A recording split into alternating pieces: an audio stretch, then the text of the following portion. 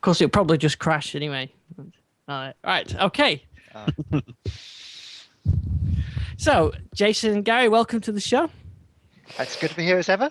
Yes. Yeah, good to be here, Ian. By royal appointment.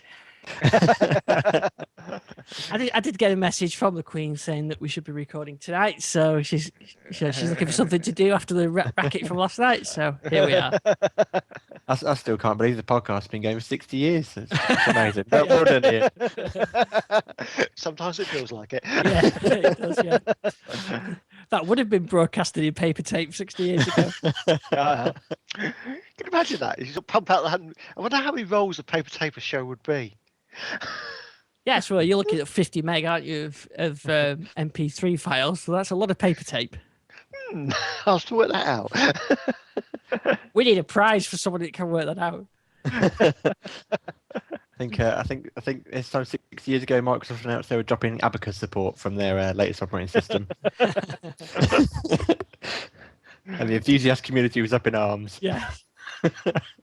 They were hoping for new features. Yes. Sadly, there were no new features. Right, so we've got lots to talk about tonight, and welcome to everybody in the chat room. And as we also, actually, I better plug my charger in it as well. As we're also street recording this as well, so people can watch this on YouTube at a later date as well. And I'm not sure how exciting that'll be, but nevertheless, it's an option.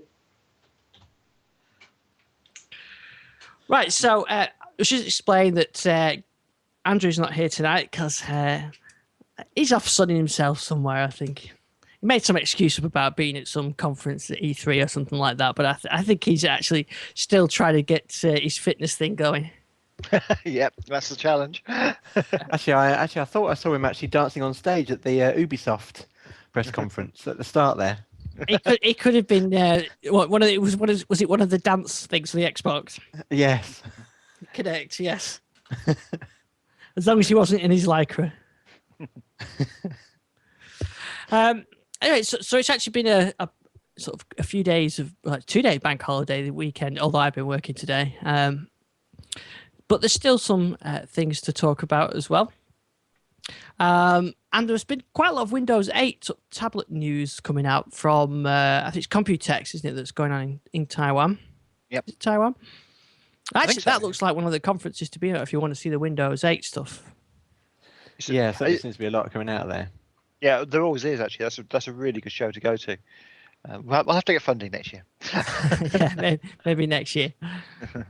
And of course, since we last recorded, the Windows 8 release preview has been available, and we've got it downloaded. So let's start talking about Windows 8. So have you guys installed Windows 8 release preview yet? Certainly have. Yep, certainly have. It's sitting on the icon here. Okay, so let's talk about that, the Iconia first then. So how do you find the installation process on that then? Yeah, it was an absolute breeze. The trickiest thing for me was that you have to hold down the power button and the Windows key to get it to boot off external media. Fortunately, last time I had a keyboard plugged in, I remembered to change the boot order. Otherwise, I'd have been pretty stuck. But yeah, apart from a few slight quirks of the Iconia, it was absolutely straightforward, no problems at all. First thing I did was add the the first thing I did was install a desktop software, which was the Skydrive app, which seems a bit wrong considering Windows 8 is all about Metro. And I think the second thing I did was install use the key to activate Media Center. Started getting that up and running. So, but no, I mean, it was, absolutely flawless. I mean, at this point, to be honest, the operating system's so stable, even though it's not 100% of what you class feature complete. It's, at this point, it's unlikely to run into any major issues. Yeah. So you've got so you went and installed the Pro Pack with Media Center. Yes, yeah, exactly. Because as people are probably bored of hearing now, we use DV-Link, so that was kind of the primary goal, to get that back up and running, because my wife uses it all the time in the kitchen. So yeah. So how did you find it with the drivers, that kind of thing? It was I mean, I'd say 99% of it's all there. The only thing that you need to download is the G sensor from the Acer website, which activates the sensor so it knows when it's been tilted, and also the device control, which again uses the rotation lock switch, so that when you rotate it, if you don't want it to, it won't switch into different modes. So, but apart from that, pretty much all the drivers were in the box. No, that's good. So, can you sort of tell any difference in the performance? Does it feel any faster, or is it just the same? No, I mean, to be honest, the only difference is really is the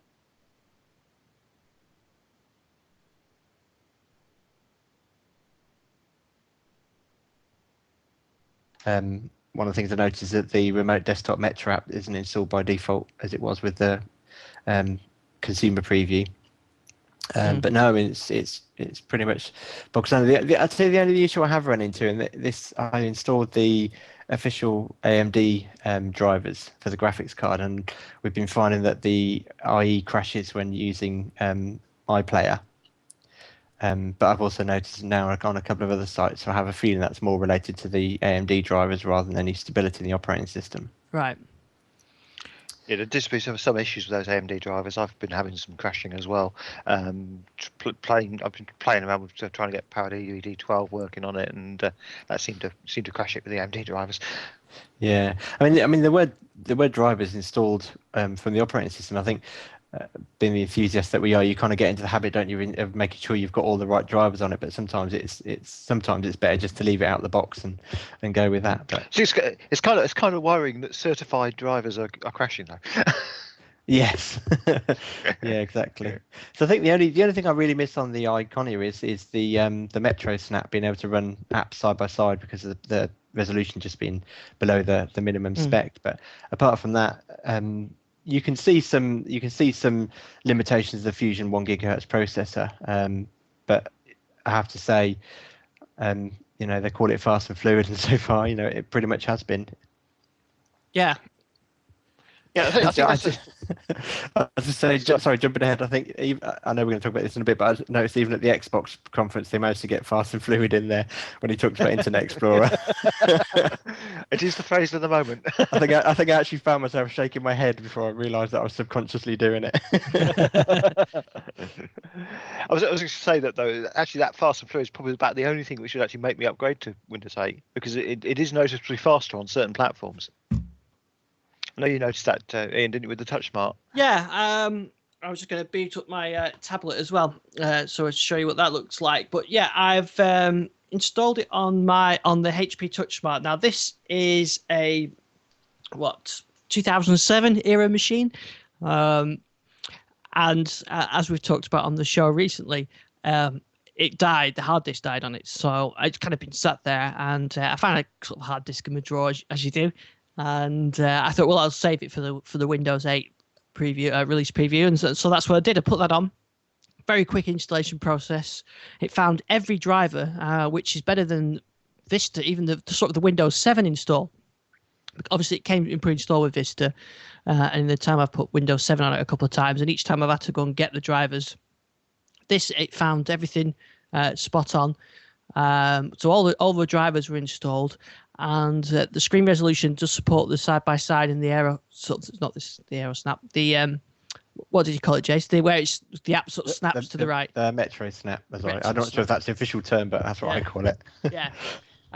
So that so that actually is the first time I've seen that working because all the other devices that I've installed it up to now run on a smaller screen size, so I haven't been able to try that. And that actually works quite nice. And this is actually the first time I've used Windows 8 where I've actually felt that it feels like a finished product. And that's even though I'd run the release preview on a desktop machine on Friday. It wasn't until the weekend when I got the Touch Smart running that I actually felt sort of I got the most out of it. And it certainly does make sense because one of the things I was concerned about with the and I think it's something you mentioned to me about the Touch Smart is it's a recessed screen, so swiping in from the edges isn't really possible, but it still works to bring the side swipe, from the right to bring that the panel, the pane up where you can do Yeah. search and whatever, and that works great. So that's how I've been activating the start menu. Of course, you can use the Windows key on the keyboard as well.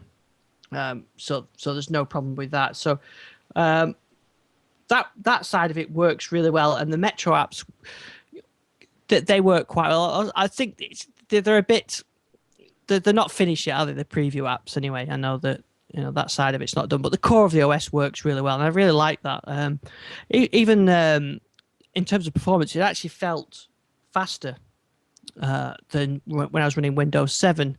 And I think whenever you do a clean install, you always get that, don't you? That sort of performance boost, or it feels like it anyway because it's clean. Yeah, exactly. And I know when they unveiled the consumer preview, Steven Stanowski was actually no, I think it was the developer preview, wasn't it? Steven Stanowski was really proud of the fact that, look, this is a memory usage of a base Windows 7 installation. This is Windows 8, so it's kind of good to know that actually then gets it's noticeable and is actually reflected on older hardware. But it works really well, and it works well on the touch screen. The even things like the right clicks are easier. It's just the whole thing is designed better for touchscreen, even in the desktop sort of world. But it's interesting now. I've switched over my podcast editing machine over as well, which is a desktop machine, and I've started to notice a few little of the quirks. Some things like example. I don't know if you found it, but all the Metro apps, none of them continue working, do they, when you move away from them? No, they follow a very very similar process to Windows Phone. So I was in the office today. It was fairly quiet, so I had some streaming on in IE going, and of course, as soon as you went to do something else, it all stops. And it's kind of it's a bit of a shift, isn't it, from the traditional Windows world to a more iPad world, where you do one thing and you go and do something else. But in this case, I was quite happy for it to continue. But so I had to use the desktop version of IE so I could get the streaming to continue while I was doing something else. So it's going to take a bit of get used to, I think, on that. Yeah, I think as those proper Metro radio apps come in with background audio, which I don't know officially, but I'm sure Windows 8 must have it in there somewhere, that those sort of things will get kind of pushed to the background. But yeah, I mean, certainly the one thing that Microsoft's always been really keen to do is that battery experience, and anything unnecessary that's going to drain the battery gets shunted off into a tombstone state. And obviously, that does bring compromises for people that are used to other experiences. Yeah, I do question that though. I mean, my question on it is, again, it's like shoehorning a tablet operating system into the desktop version. Because on the desktop, you've got plenty of power to multitask. Yeah. I mean, lots of desktops I've worked with have got 8 cores. Why can't I multitask on 8 cores? That's a good point. Yeah. It's Yeah, ridiculous. no, it is a good point. Yeah, it's. I mean, it's definitely a compromise, and I think I've said this before on Twitter and whatnot. I think, the reason why, in many ways, Metro is there on the desktop is because they need to almost force it upon people, so that when they buy a tablet, they're not making a fresh choice. They're seeing something that they're used to. Otherwise, I think Windows RT would have really, I think, gone the way of Windows Phone. Yes, it would have maybe slowly gained traction over a couple of years, but it wouldn't have. It's that old question. When you're looking to buy a tablet, people buy an iPad. That's what they go out and buy. It's almost a not even a conscious decision. It's just you go out and buy an iPad. Yeah, I know. So I think the question. So yeah, I was going to say, Jason, the question has to be: just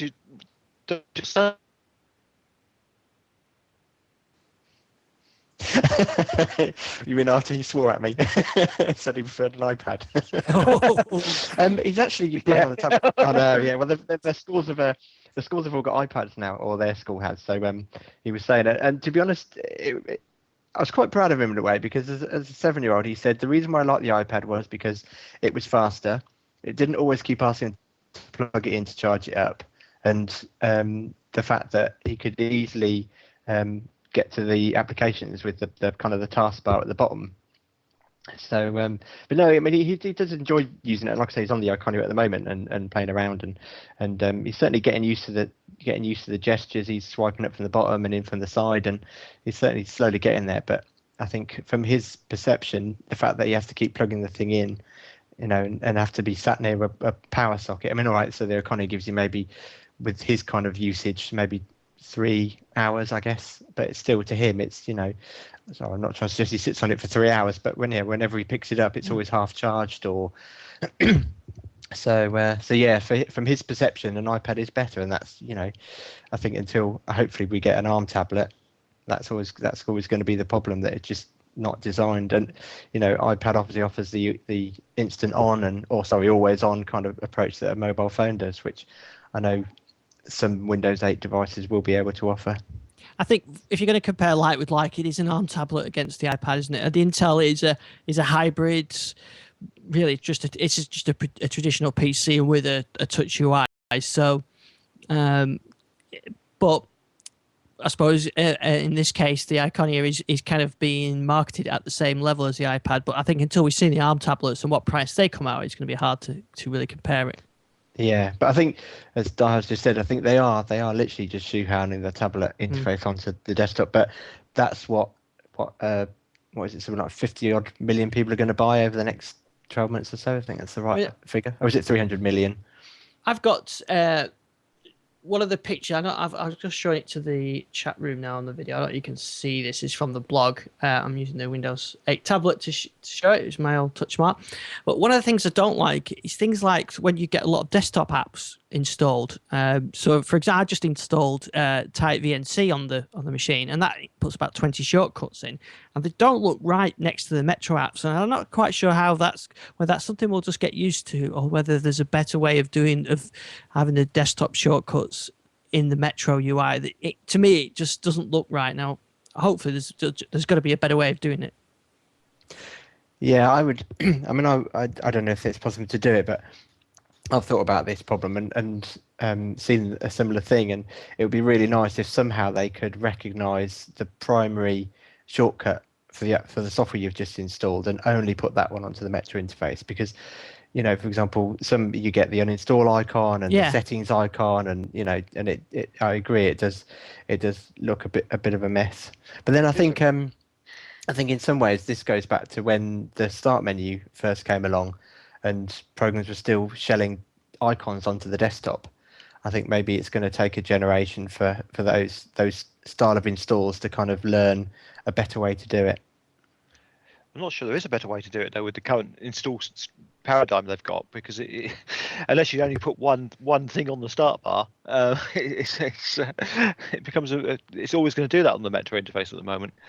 Yeah, but like Jay says, though, but as a developer, you get to pick what goes on the start menu. Yeah, you do, but a lot of times these apps actually, if you look at what's in the start menu, you have the top level thing, and then you have a subfolder underneath it with sort of things you might want to use occasionally, and the crazy thing is that subfolder is not a subfolder on the menu. No, that's right. And I think that's the real limitation of the Metro interface at the moment, isn't it? And it's something. So if you think about it, Apple have had to do this over time, because you end up with so many things on the interface. You've got to group them somehow, and there's no ability to group at all. Yeah, that's true. Actually, Apple have got their solution with the little folders, and on Android, it's you kind of got the a desktop folder metaphor on the shortcuts anyway, or you just end up going through a massive list. I know on what they'll say on the Metro interfaces, obviously on the Metro start bar, you've got the ability to zoom out and actually have sort of different areas of the start bar and just zoom in onto the bits you want to do. But even that's messy. I mean, I don't know. I really don't know what the answer is there. I mean, maybe what we can going forward is somehow installers can flag what the primary program is and only have that appear. But that's certainly not there at the moment. Yeah, but if you don't surface it, then it's impossible to get at all, unless without knowledge of the file system. Yeah. So I think it is a bit of a concession that Microsoft can see people are going to struggle to think, where did my app go? But I think in some ways with the traditional desktop apps, just don't add anything to the start screen. Once people learn to use the all apps, which is grouped by folder, then you can choose to selectively pin. But I think the risk of that at the moment is that people that there is that, where did my app go? That's a good show title. I'm going to make a note of that. Where did my app go? Yeah. Where did my app go?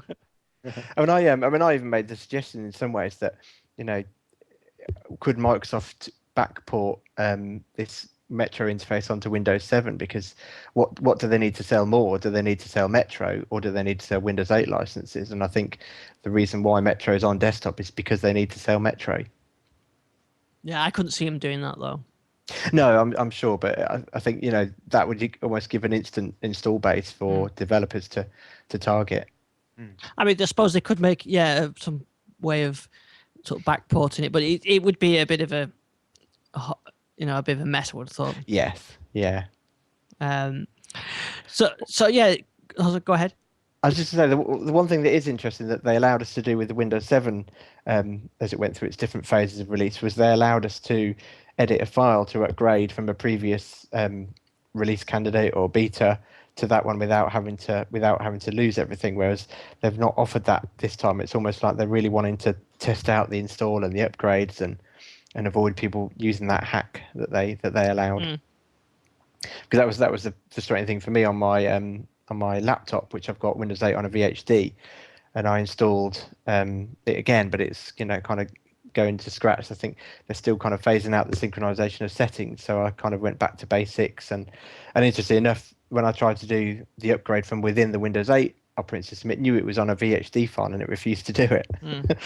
So I had a few hoops to jump through there, but so I've started to use it on my laptop, and obviously that doesn't have a touch screen, so I still kind of find it okay. I still think that the start menu works the start screen works like a big start menu. Yeah. Once I've got my desktop apps pinned where I want them, then.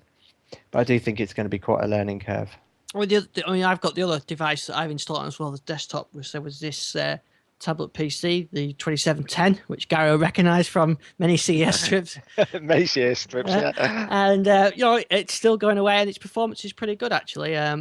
I've got this running, and I did a clean install with this, and with the pen, it actually works quite well. And if it was a bit lighter and a touch screen, and I could really see how Windows 8 on the touchscreen is going to work quite well. In fact, I've got this set up now with this boots into Ubuntu or Windows 8, so I've got a bit of both. Which I need that as well for formatting SD cards, which I seem to be doing quite a lot recently.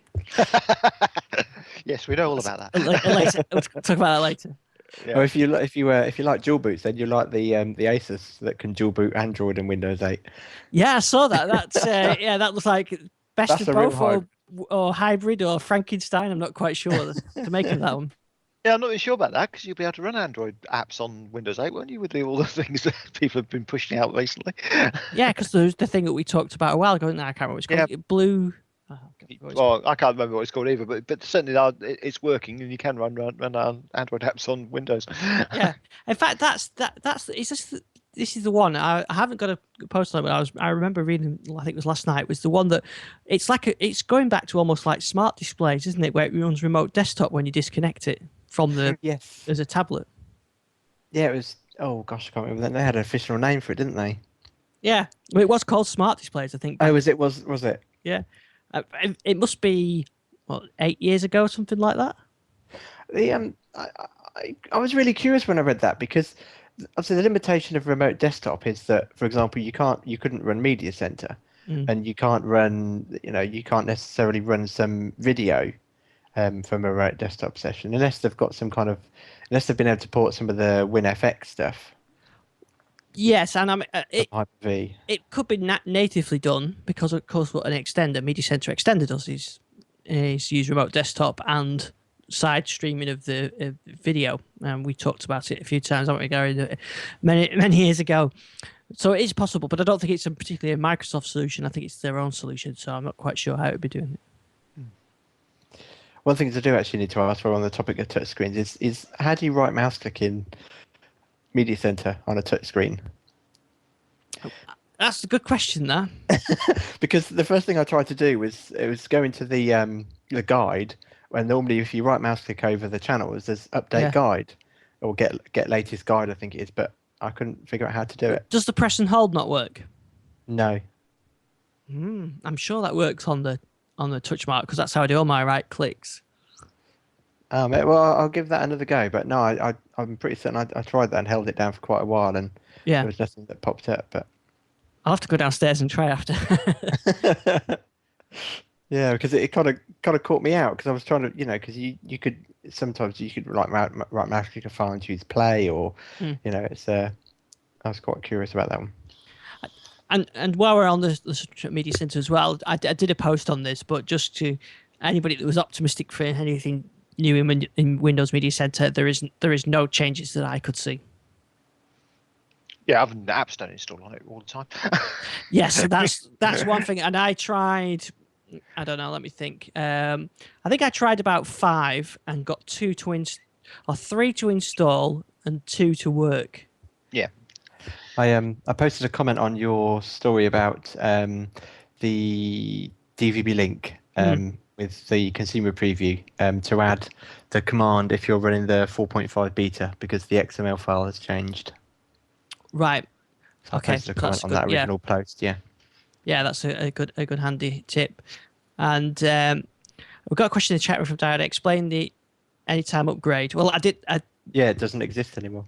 Yeah, that doesn't exist. If you want the Media Center and the Pro Pack, you just go add feature to Windows 8 and you put the key in and it determines from the key what the features are. And that was Media Center as far as I could see. I didn't see anything else. I presume it upgraded to professional really and should be remote desktop and everything else in there.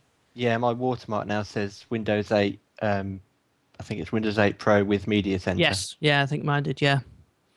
But I haven't tried joining the domain, but I presume you should be able to do that now because you've got effectively the full featured version. Yeah, possibly. I think the one interesting thing, the anytime upgrade as it used to be a no download feature, whereby everything was kind of in the operating system and you were basically just unlocking it. But now with obviously Media Center being not part of the core operating system, which I'm sure if it was, someone would soon figure out how to activate, that it does actually require an internet connection to do the upgrade. But I haven't tested this yet because I've got both machines upgraded before I checked. But someone did send me a message on Twitter saying that EH Shell and all the components are available, but it doesn't work. So that's something worth checking. But anyway, you need to register to get it to going. You need it on there anyway, don't you? Yes. Yeah. In fact, I've got a machine here that I can test that. I'll test that shortly. One thing that is interesting that they announced shortly afterwards was that this $15 upgrade, if you buy Windows 7 PC between now and sometime in the future, can't remember what the exact date is, but you'll get for $15 you can upgrade to Windows 8 and it's Windows 8 Pro. Right. That looked like a quite good deal. I've not seen though a UK price on that unless you guys. And I haven't seen any UK pricing. No. I mean, probably £15, I guess, but yeah. But I thought it was interesting that it was to Pro. That was all. That's consider they class that as an enthusiast.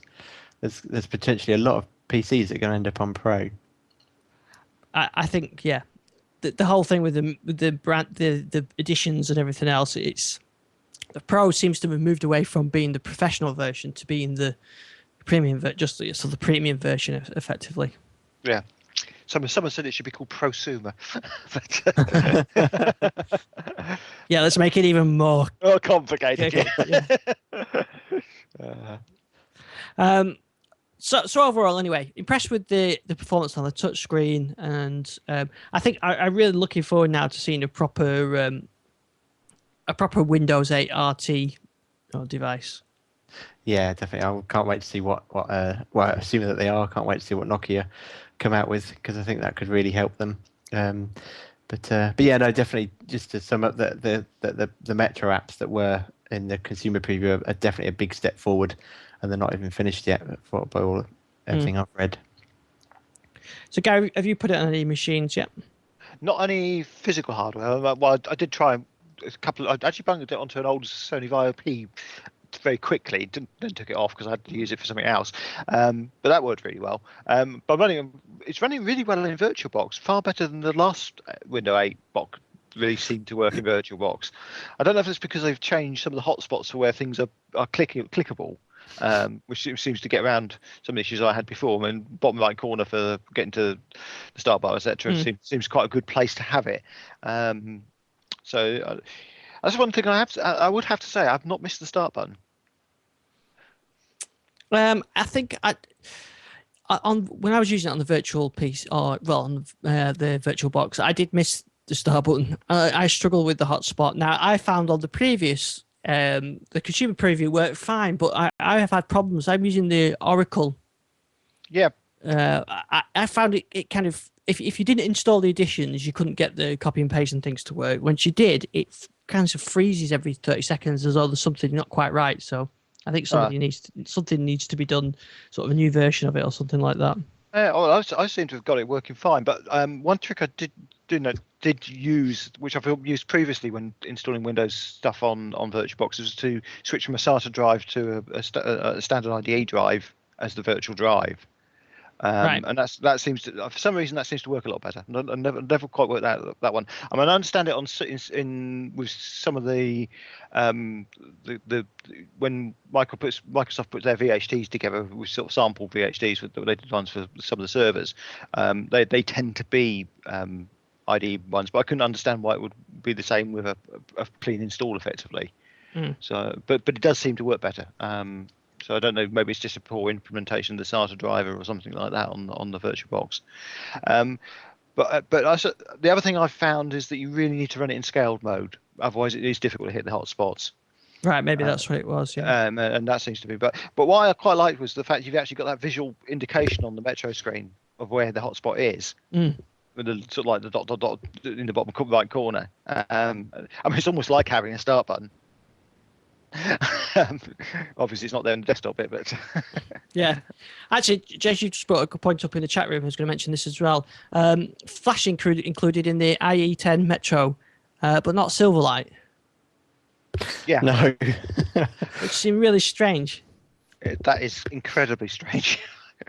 must admit, I was really disappointed when I read that news, because I was really hoping that they would take the tough stance that Apple did, and because websites cost a lot of investment in terms of developing them, and if companies can stick with what they've got, that what works, then they will do. So I think it's going to give Flash that kind of a longer life than it should have done. I would have really liked to have seen that be a push towards HTML5, and also the fact that, as Ed Bott likes to point out regularly, Flash is one of the top 10 security risks pretty much across the board, and it's always forever getting updated to patch this and patch that, and just for me it just adds a level of insecurity that just doesn't need to be there.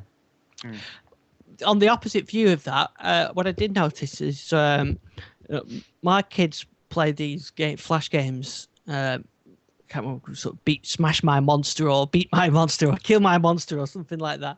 I've seen them playing this, and because it doesn't work on the iPad, so they don't play it. I gave them a Windows 8 machine, and that it didn't play on that easy in the Metro, so they were going back to the desktop one. So of course, gave them the new build, and it plays in the Metro, so they're quite happy with that. So they are actually quite impressed with Windows. They think it's better than the iPad for that, because that's just one small thing they're looking at, but it works better for them. So maybe it does have its advantages. Yeah, it's interesting though. Sorry, I was just going to say that because again, going back to my 7-year-old who likes to go on the Lego websites and different places like that, he went on one website in Metro IE and the Flash worked, and then he went onto the Lego website and it didn't, and he kind of like, why is it not working? Yeah. So because obviously, to clarify, they've decided to take this whitelist approach where which I guess again is a fight against the insecurity of Flash, that only whitelisted websites will function in Metro IE. Yeah, and the site there it must have been a Disney one or something like that, or one of the kids' TV channels. So just worry that it's going to be a bit slightly confusing for consumers that that website works but this one doesn't. So yeah, I think I can understand them not fully supporting Silverlight, but the lack of Silverlight streaming is going to be quite a big thing.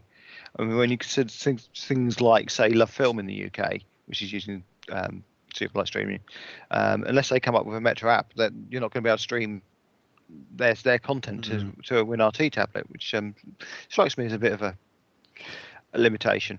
Do you think that's because Microsoft are trying to end of life Silverlight? I mean, I know they're not expecting any new updates.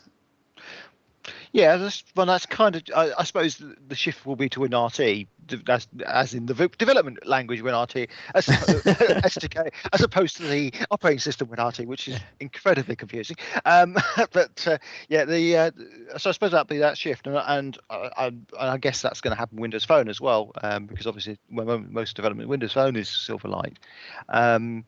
But it is an interesting thing where because the whole Silverlight streaming has been one of their biggest hits. They've got so many people signed up to it, and to not support that does strike me as odd, because you could support that without supporting the whole of Silverlight, and that would make some sense to me. But because funny, if I signed up for a Netflix trial, I finally got round to having a look at it because I thought I'd test it, see with my bandwidth, and I've been using it today, and then I sort of got home and I thought, I'll try it on my Touch Smart, and of course it wouldn't work because it uses Silverlight, and you've got to go and install Silverlight in the desktop. And again, like you said, Netflix are going to need to create an app, or that won't work. But I suppose they will create apps, won't they? That you can see, they've got one for Windows Phone, Android, iPad. So why not? They're bound to do one. Yeah, but the interesting thing is, what do they actually stream in? Do they go back to Flash? Actually, they won't be able to go back to Flash because the content providers won't let them. But I guess they could go HTML5 because it does support that quite well. But yeah, it's as we like to say, interesting. But I do feel that's the wrong decision. In so many ways. Yeah, I think they're just going to kind of end up with this kind of Frankenstein monster, aren't they? Where just things just don't quite make sense. Yeah. Just to touch on what we said before about the Windows, this tablet that I've got here doesn't have the Pro Pack-in or Media Center on it, and I have found shell, and it's very much buried as a compressed file, so it's on the install but not activated. There's no eHome directory as there is in the Windows 7 version. So yes, you do need to activate it. I don't think there's a way of running that without that. That's interesting. It is actually there. Yeah, but it's there in some kind. It's in the SXS folders, which is a kind of compressed folder, I think. So. So yeah, it's there, but I think it does need to download. But it doesn't take long. I think I remember doing it last week, and it was very, very quick to do. I think just coming back to the whole Metro interface, I think an interesting conversation on Twitter the other night. Someone was saying that they couldn't find search in the App Store, in the Microsoft Store, sorry.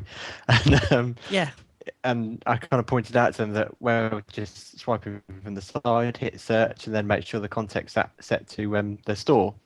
And they were kind of saying, well, that's, that doesn't kind of make sense. I expect to see something in the store, but I was kind of explaining that, well, but the thing is, once you've learned to do that once, it's going to work the same for everything. And I think eventually kind of taught them around that actually, it was the right approach, because once that muscle memory kicks in, that's how you search, then it's not like it can be on traditional Windows desktop apps where every app has a different way of implementing something. It's just going to be a global search that people just get used to how it works.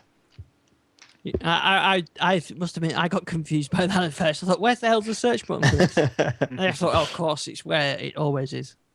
Yeah, I think that's actually, it goes back to the old thing about whether you should have something which is difficult to learn and easy to use. Yes. Or easy to learn and difficult to use. Yes. Yeah, good point. I think it's like a good album. If an album takes a while to get into, I generally like it better than if I listen to it. If I listen to it first and I like it, I usually find I get bored of it easier. So maybe it's something like that. So anyway, Windows 8, good stuff, and I'm sure we'll hear more on that. We'll certainly as we ramp up to Windows 8 as the actual final version, we're going to hear a lot more, and I think we're going to start to hear more hardware stuff. I think we've got I posted a video of the ARM NVIDIA created a video and put it on YouTube, and I posted that of the ARM tablets running. So as we get closer, we're going to get more and more news. Yeah, no, I did watch that. I was very impressed. I think it kind of looked fast and fluid. It did. I tell you what I was pleased to read about was the your post on the on the Acer stuff with the Intel base that's still going to be always connected. Yeah. I think It's good to see options on that. I'm really going to be interested to see how the performance of these things all pan out. Once can an Intel tablet really, can the battery life really be as good as it needs to be productive? We'll have to wait and see. There was also a build of 2012 Windows Server, wasn't there? Windows Server 2012 release candidate. I haven't tried that. I have got a 2012 server running, but I've not really done a lot with it. So, anybody tried that? No, I haven't had a chance to look at that one yet. No, I've not. Anybody, let me know if you've use that in the chat room. I think the one interesting thing I did read about Server 2012 is that originally it was able to boot directly to the desktop, but that's now gone. I don't know if that's true. It's just something that I read. Right. Yeah, because I think it does. Oh yeah, it has got the start screen, doesn't it? But then you get a server manager tool when on it. Yeah. When it loads up, I'll have to give that a try. I think if they're getting a kickback from Windows 8, I can certainly see some server administrators rebelling against that Metro interface. Some of the stuff released this week: DVB Link 4.5 Beta 2. Yes, which is basically bug fixes on Beta 1. I mean, as you rightly said, Jason, they're churning out the betas again. Yes, they certainly are. I was going to install the Beta 1, and then I thought, no, I'm going to wait. Good plan. I installed this on the Touch Smart because obviously it was a clean install, so I thought, well, I'll start off with the beta and got that working. And I found the installation a bit easier, although I don't know whether this is just my build, but I found it won't play on the iPad now. It just sort of the timer just sits there. You can browse and you can find what you want, and it just sits there. It works through the web browser on a Windows machine. On the Mac, it says there's a missing plugin, and it wants a WMV type plugin. I think it's the one that's got the QuickTime for Windows Media Video or something like that. So I'm not quite sure whether I've just missed something off there because it's not working as well as the previous build was. That's odd. I mean, certainly the iPad stuff is really odd because I've never had any problems with that bit working. No, the previous install worked fine. It's just you can browse to it, you can find you select the content, and then it just thinks about it for ages and it never actually starts streaming. That's supposed to. I wonder if it's a firewall issue, maybe. Yes, this is what I was thinking. I checked because I think the concept of having a public and private and what used to be in Windows 7 was I think it was home, wasn't it? Yeah. Homework and public. Yeah, is now private and public, I think, if I remember. And I wonder, but it was set up okay. But it's funny, if I go onto the Windows 8 tablet, it streams fine. But if I go to my Mac, it asks for the plugin, which I think eventually the plugin it would work. And if I went to the iPad or the Windows phone, it didn't stream it. So it's like there's some transcoding not going on. I think it was my install, to be honest. So I've got to do some more checks with that. I also... go ahead. The biggest problem I've run into, which I was having with the version 4 anyway, is this play ready error that keeps popping up. Mm-hmm. It's literally you can be watching live TV on the Iconia, and then we come into the study and switch on Media Center, and we get the play ready. But it seems to be, as far as I can tell from my troubleshooting, that it's when the tuner doesn't lock onto a station quick enough.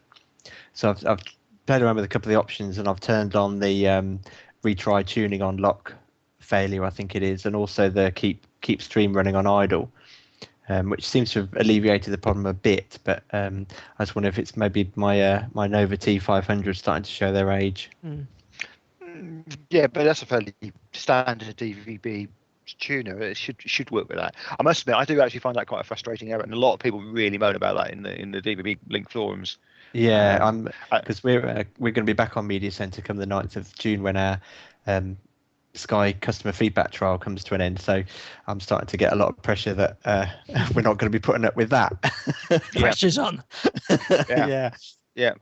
It does seem to have been introduced with the protected DVB stuff they put in form, which has its own advantages. But I thought with 4.5 they were actually going to take that away, and they don't seem to have done so. Maybe that's coming soon anyway. Yeah. And in fact, Gary, you haven't been on since they announced the 4.5 beta, but this set of products is Media Center independent this time. Yeah, sort of. I mean, you can totally set it up without Media Center involved.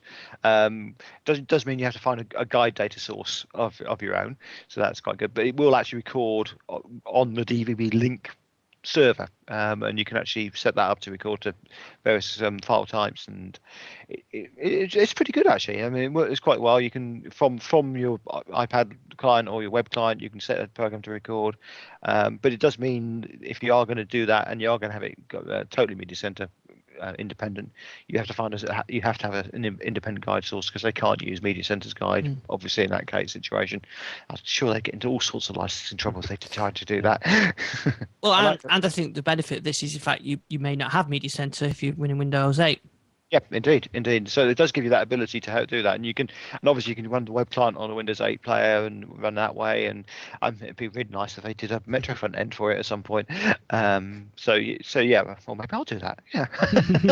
I did like the way it actually added a strip into Media Center, so that if you are kind of using it in a multi-device environment and you have got something recorded independently in Media Center, you can still watch it in Media Center. So. Yep. That's yeah, quite a nice touch. Yeah, and I'd like to be able to turn that off on setting it up, because if you haven't got that set up, you wouldn't do it. I mean, one thing to note, and I have mentioned this before on the post, is if you look in the forums, there's actually a registry switch you can do, which allows you to turn off the functionality of using the independent guide, and you can go back to using the Media Center guide as long as you're only recording within Media Center. I have to say that I think I tweeted this today. It's so cool just sitting in bed with the Iconia watching live TV in Media Center. It's just, DVB Link is just such a great product for Media Center. It is. It certainly is. It works so well. But I do like the fact they're having the independence of it. I mean, I certainly can see a DVB link for Raspberry Pi soon. Yeah. If they haven't developed it yet, I'm sure Ian's on to them to get to it. Yeah, I've been trying some stuff with this. I think that you could use the UPnP stack, but I couldn't get it to play the video. So I got the audio, but I didn't get any video. But I wonder whether this related to my problem with the iPad anyway. So I thought, until I get the iPad and Android working, then it's probably not fair to it's not worth digging around too much on the it was through XBMC I got it to play. In fact, related to that as well, I also got the audio working for Freeview for non-HD working. So from Media Center. So I did manage to get it to stream from the HP Touch Smart standard def TV, but only got the audio. And from the machine with the T2 tuner in the Freeview HD, I get the full Media Center video and audio working absolutely fine. So, but a tip, if anybody's trying this, and I think I may have mentioned this in the blog post, Media Center needs to build the thumbnails before XBMC can play the file. And so, because my Media Center machine, I very rarely open it for Media Center as much as I used to do. So of course a lot of stuff wouldn't play. But as soon as I opened up Media Center, let all the thumbnails build, anything could play then. So it actually works. The Raspberry Pi is working as an extender quite well. And I also got MKV audio working as well, which I think last time we talked I couldn't get that working. So you can pretty much get most things playing on that now. It's good. It's really good. I mean, talking about XBMC, one thing on that DVB logic update, DVB Link logic update, was that the XBMC client's been updated as well, which seems to work really quite well now from what people are telling me. So that's certainly worth looking at. Maybe you can get that working on. Yeah, that's what I wanted to try. That definitely seems to be the best way. If you're doing any media stuff on the Raspberry Pi, then the standard Debian build isn't ideal for that. You're better to go with one of the XBMC builds, and there's two available now. There's the OpenELEC, which I've been using quite a lot, and that works really well, and the RasBMC one, which I haven't been able to get working until today. I now got that working as well, and so getting the add-ins working on that. I got BBC iPlayer, for example, working on that, no problem at all. I'm related to that as well. I did a post on this as well. I got the TV streamer app that we talked about a few shows ago that you can use to control HD home run, and I got that working with the iPad. So that works perfectly fine now. So a bit like Jace with his Iconia watching live TV, I can watch live TV on the iPad now. And that uses two apps. You use the TV streamer app, and then you use Good Player to actually consume the content. And that is a pretty interesting app, actually. I quite like that. I haven't really had a chance to look at that. I mean, what's the advantage of using Good Player? Well, the TV streamer app itself will only does the tuning. Right. So okay. It only it doesn't have any EPG on it. It'll scan for available channels and it basically gives you a way of selecting a channel and you get the logos. It passes it off to Good Player, which Good Player is actually a UPnP, a DLNA client, and it picks up the DLNA stream from the Freeview from the HD home run and plays it like that. But it'll also play WTV files, it'll play WMA files, WMV files, DivX. It'll play virtually anything. It's a bit like the VLC sort of for the iPad. So of course the combination of those two means you can watch live TV there, and it works really well. But I also used it to watch MKV files streamed as well. So for example, you could I could have a VLC, an MKV file stored on Windows 8, and I could stream that through to the iPad. It's a nice app actually. It's also got a thing where you can you can have a download mode where it gives you, you can browse from a remote device the iPad via its IP address and deposit a file into it, and then watch that. So that's quite a nice little. I have to play a bit with that. That sounds quite cool. Yeah, but the only trouble downside with it, and of course I did this for the listener, is you've got to buy two apps. You've got to buy the TV stream app, which I think is £5, which I think was a bit steep, and then the Good Player, which was £3, which is probably worth it if you want to watch content on the iPad. Okay. But yeah, nice to sort of have that functionality. It's quite good actually, because the HD home run hadn't been used much since I've got the Freeview HD tuners. So now it's getting a bit used again. One question I do have is what's considered a good option for HD tuners these days? Is it the gold card? Not gold. The black gold. Black gold. I think so. Yeah, I haven't really seen a lot of new tuners being. I think they've got a quad version of it now, though. They have, yes. I'm just trying to think. There's. I'll just do a bit of looking up while you're talking. I think I might have to look at some kind of hybrid solution, because my old Windows Home server I don't think is going to be up to the HD stream. So I think what I'm looking at doing is maybe putting the HD card into the Media Center PC, which is just our desktop PC, and then maybe just keeping DVB Link for streaming to other clients. Yeah, that makes sense. Yeah, particularly with the Iconia, because I don't think the Iconia would handle decoding a HD stream anyway. So, and with it flying it around the wireless network, I think it might be better off to just keep that on the old standard definition, but have the HD tuners directly in the Media Center PC. Yeah, I agree. Yeah, I don't think the Iconia would play the HD files even if they were local, because I tried running some of the free HD stuff on a netbook and it wouldn't.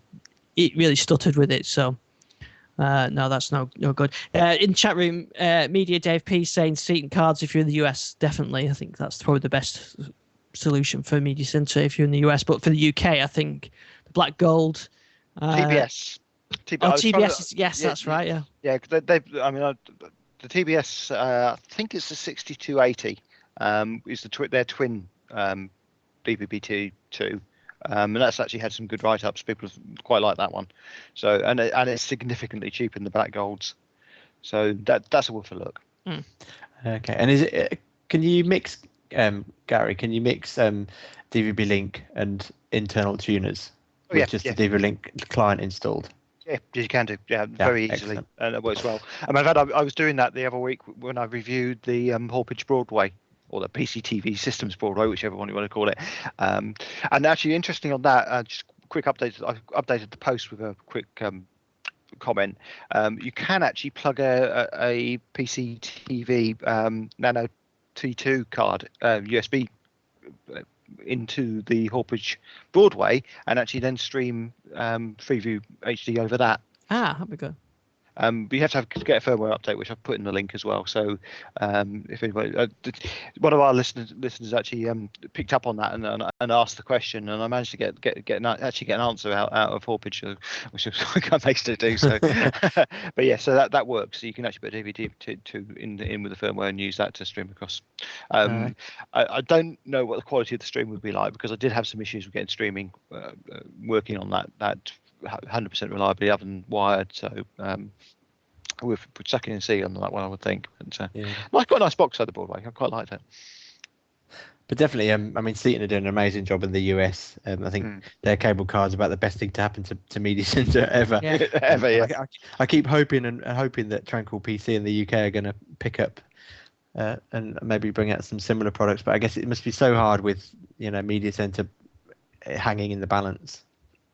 Yeah. Yes, you have to question whether anyone's going to invest in that when you've got things like smart glass for the Xbox. Yes, indeed. Yeah. Odd name. Yes, very strange. I think I read from Mary Jo that it's the replacement name for the companion. What they term the companion apps these days. Yeah, so it's a bit vague what it was at first, but I think as more details comes out, it is essentially companion apps. It is a very, very strange name. So I think, my whole E3 thing with Microsoft Xbox was, I kind of came away pretty underwhelmed. I think the smart glass was about the best thing, apart from the games, the best thing that was really announced, but there wasn't anything that they said you can go and get it. But so who wants to explain to me what smart glass is then? Do we know? I actually think that's the difficulty, because although it's a name, it's, as you rightly say, it's the companion apps. It's the idea you can take your media from one place and play it on another place. So you can start something on your Windows Phone and then start playing it on your Xbox. But yeah. That's essentially what it is, isn't it? I think. But I don't know. I mean, it just seems. I think the name actually makes it seem weirder than it actually is. It's probably. I quite like the companion app idea. Yeah, I mean, it kind of explain what it is, and I have actually used the companion app on my Windows Phone, which at the moment is limited. You can kind of remote control the Xbox, and you can find content, and then say play on Xbox. But for example, if it's a game, then you get a message on the Xbox saying please insert the DVD. So it kind of makes it a bit limited, really. But I think if I mean, I saw some people saying, "Oh, yeah, could this be the sort of the soft sled for a replacement for Media Center?" It kind of is, I suppose. But I think their idea is you can start watching content on your Windows Phone, and then maybe watch it on your Windows 8 tablet, and then finish watching it on the Xbox. And I think that's it, isn't it? What it boils down to. Yeah, I think that's the concept. I mean, it's. And I like that idea. I mean, I think that if we are going to have the Xbox as an integrated hub in the center thing, and that's what Microsoft are trying to do, although I think they may be possibly late to market on that in some ways. You've got to have that. You've got to have this continuation. And I think that's actually one thing Microsoft could have got right so many years ago. I mean, we mentioned this a couple of weeks back. We were sort of saying things have gone backwards. We could have really had this total integrated media side stuff where you start playing it in one media, in your car you're playing some music, you get back home and the music continues, that sort of thing. Really is a really nice idea, and it's the way things should really work. And at the moment the people who get closest to that are Apple, and it is something that Microsoft need to do. But I just don't know who does Microsoft's branding these days. I really feel that, I mean, okay, it's better than preview version 1.64, release candidate 2, whatever. But I suppose it's a little bit snappier than that. But certainly on the Xbox side, the Xbox branding used to be so good, and it just sort of seems to have fallen away. I suppose smart glass is not too bad, I suppose. But but it doesn't. I don't know. It just doesn't sum up what it does to me. Yeah. Smart screen might have been better, but that's really been used for IE, I guess. But I think anyone old enough to remember, I think Kenny Everett used to have a great saying for people like them: put them in a field. And in fact, Really Dave's just come up with a good point. He said the dual screen idea is nice, where you can get the extra detail on the phone while the TV's playing the movie. I think that is a nice idea. Yeah, and that's the whole point of those companion apps, and I do like that idea. I think that the 2-screen or 3-screen or 4-screen, whatever you wanted to work on, but I do feel that whole concept was good, but companion was a great name for it. It told you it said what it did on the tin. I think one great thing though is if they have said that they're going to make Android and iOS as well, so that means I think it will mean it'll get a bit of traction. The fact that you can use it whatever platform you're on. Yeah, and I think that is true, and maybe we'll get used. Well, I'll probably get used to the name. I'm probably being a bit sarcastic on that, but I think we'll get back to that. Probably get used to it, and then once you get used to a naming, you'll just it'll be normal. But it's just something very odd. I think the other thing that was sort of wrapped up in that announcement as well was that the Zune name is going, isn't it? So it's now Xbox Music and Xbox Video instead of Zune Music and Zune Video. No, I think we predicted that a few months back. Yeah, the worst kept secret in history. In fact, I felt wrong installing the Zune client on the Windows 8 touch screen because I thought I'd install it to see how I could get my Windows Phone on it. So there's got to be a new connector out for that very soon. Yeah. I know. When they were showing off the Connect work in different languages, I noticed Xbox. I think it was Xbox Video flew by, and I was like, Xbox Video, there it is. Yeah. But would you reckon there'll be a new Zune or replacement for the Zune software out before Windows 8 RTMs? I'm wondering whether or not there's going to be more of the Mac type approach, whereby I'm sure it will be. It is just a synchronization tool rather than being a full-blown media player, because there's going to be the Metro versions, and Windows Media Player is still going to be there. So I think that it's going to be really cut down. Because although I've got to say I'm pretty underwhelmed with the music player on the Metro music player. I know it's a preview, but it's pretty poor. Yes. Yeah. I have to say, as a developer, I'm pretty underwhelmed by most of the Metro apps. I just don't feel that they've taken them to their full advantage. Skydrive's the one exception. I do quite like the Skydrive app. See that? Sorry, without backtracking on our conversations, but that kind of is my biggest concern with them trying to do this dual x86 and ARM approach, because ARM is going to need to be updated more often than the normal Windows release cycle. But then so Microsoft got to face the choice: do they update x86 on the same cycle as ARM, which are they even capable of doing that? And if they don't, how do they stop features that come into the ARM causing some level of fragmentation? I think they're going to face some tough choices down the line as a result of the choices they've made now. But yeah, I know what you mean. Because I think, like you say, the Metro apps are really, really limited. And is that because WinRT is still so new and still relatively limited, or is it just because developers aren't quite capable of kind of getting the full power yet? A bit like games when they first come out for a new console. They're kind of a bit not quite as advanced as you expect, given the hardware, but over time they learn how to get the real power out. There perhaps needs to be a few, flagship. I don't know, flagship is the right word, but flagship apps for Windows 8 that Microsoft used to really show. Look what you can do with this, and I think that's what they really need now. Yeah, I think so. I mean, one nice thing which probably snuck a few people by on this release was some of the changes in the development platform. And one of the things they've done is allowed WinRT developers to integrate DirectX stuff fairly well into the things. So we could get some pretty nice games running on the Metro side of things fairly easily. It should be quite cool. I think one of the things I was, I don't know if surprised is the right word, but I really expected to see, and I'm not quite sure why, but some kind of SkyDrive integration with the Xbox, so that you can access pictures and music and stuff that you've got stored in the cloud. Because it seems to be that people are moving away from local content, and I know from the bit of news I've been reading around today that it looks like the whole DLNA setup on the Xbox is getting a radical overhaul with the next dashboard update, because at the moment it's pretty antiquated. But I just kind of thought there might have been some SkyDrive integration. Yeah, I think they could do with doing that, and I know that they're bringing IE into the Xbox as well, so maybe they are looking to do stuff like that. What do you think? Fine, we better wrap up. But what do you think about IE10 on, or I think it's IE9 actually, isn't it? But on the Xbox dashboard, that's needing a gold. Is that right? You need a gold subscription to activate it. I'm sure I saw that. I hadn't seen that, but for me, it was kind of about time, really, because I know that the PlayStation 3 had a browser right from the get-go, albeit when we had our PlayStation 3, quite difficult to use. So I thought the integration with the smart glass, is it? Yeah. Actually using the Windows Phone to control the browser experience looked really interesting.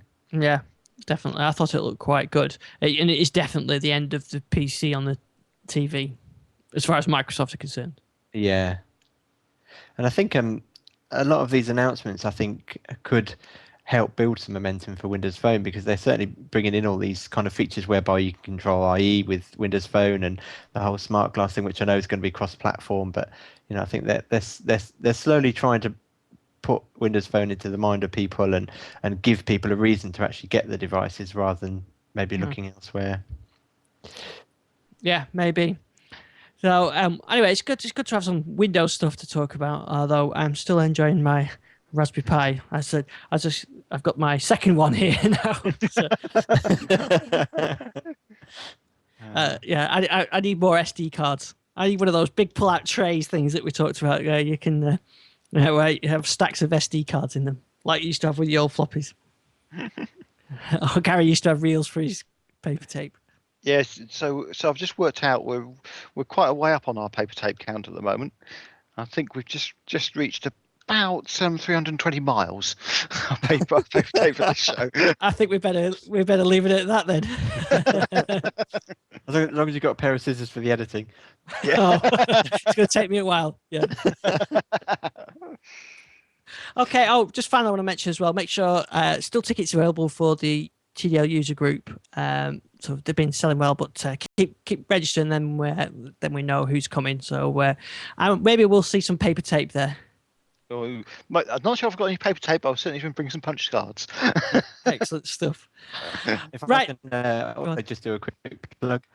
Just also, if there are any TDL mobile listeners out there, just to apologise, I think it's been over a month now since we've done a show, but just say that we are regrouping and we'll be back. There's going to be some significant changes on the show, but hopefully we'll be back bigger and better than ever.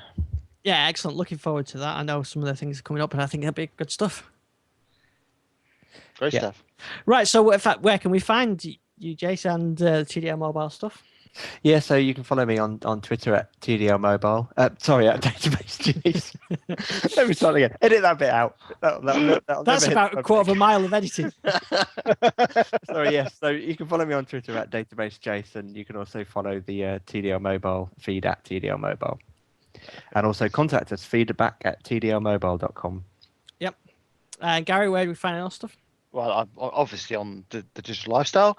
A couple of reviews up this week, so you might want to read all about the Orbit Sound T2, sorry, version 3, and also on Twitter at Gary WMA. Excellent, and thanks to everybody that joined us in the chat room. Busy chat room tonight. We usually do this at 8 o'clock, around 8 o'clock-ish on Tuesday evenings. TDLlive.net. So thanks to everybody that joined the chat room, and thanks to everybody watching this on video as well. So as well as the audio version, there's a video version which will be up on YouTube, and keep the email coming in at digitallifestyle.com, and we shall see you next time. Take care. Cheers, bye. Thanks, guys. Stop stream. I think maybe we ought to trade me and Andrew to change our Twitter handles to